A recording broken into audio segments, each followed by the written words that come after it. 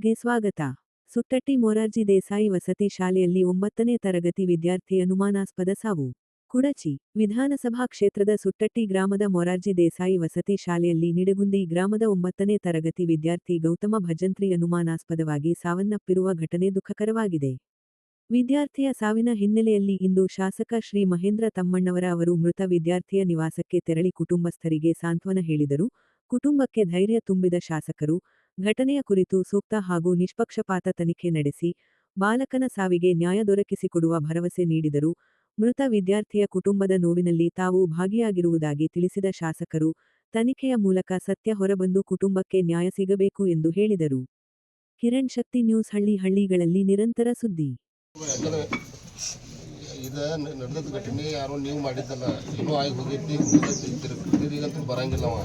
ಇನ್ನೂ ಮಕ್ಳು ಅದಾವೆ, ಬಂಗಾರಂತ ಮಕ್ಳು ಅದಾವು. ಮಕ್ಳು ನಾನು ಜೋಪಾನ ಮಾಡಿರಿ.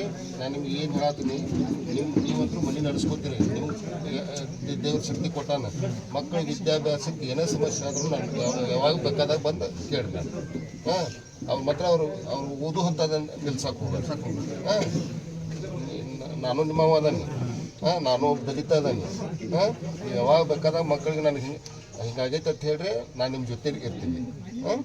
ಆಯ್ತು ಬರ್ತೀವಿ.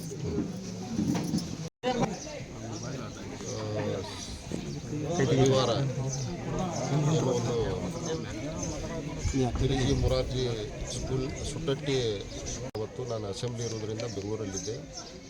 ಇವತ್ತು ಈ ನಿಡಗುಂದಿ ಗ್ರಾಮಕ್ಕೆ ಬಂದು ಅವರ ಮನೆಗೆ ಬಂದು ಸಾಂತ್ವನ ಹೇಳುವಂಥ ಕೆಲಸ ಇವತ್ತು ಕೊಂಡರು. ಅಥವಾ ಅವ್ರಿಗೆ ಹೆಂಗಿರ್ತಾರೆ ಅನ್ನೋದ್ರ ಮ್ಯಾಗ, ಅದು ಏನಾಗೈತೆ ಪ್ರಕರಣ ಅನ್ನೋದ್ರ ಮ್ಯಾಗ ಡಿಪೆಂಡ್ ಆಗ್ತೈತಿ.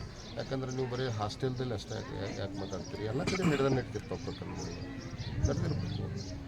ನೀವು ಇದಟ್ಟ ಪರ್ಟಿಕ್ಯುಲರ್ ಆಗಿ ಇದನ್ನೆಟ್ಟ ತೊಗೊಂಡಿದ್ರೆ ಅನ್ನೋದ್ಲೇ ನಿಮ್ಗೆ ಗೊತ್ತಾಗಿರ್ಬೇಕು. ನಡೀತಿರ್ತಾವೆ, ಪ್ರೈವೇಟ್ ಸ್ಕೂಲ್ನಲ್ಲೂ ನಡೀತಿರ್ತಾವೆ. ಮಕ್ಳಿಗೆ ಏನಾದರೂ ಅಂದರೆ ಇರ್ಕೊಳ್ಳೋದು ಅನ್ನೋಕ್ಕಿಂತನೂ ಆ ಮಗು ಹೆಂಗೈತೆ ಅನ್ನೋದ್ರ ಮ್ಯಾಗ ಡಿಪೆಂಡ್ ಇರ್ತೈತಿ.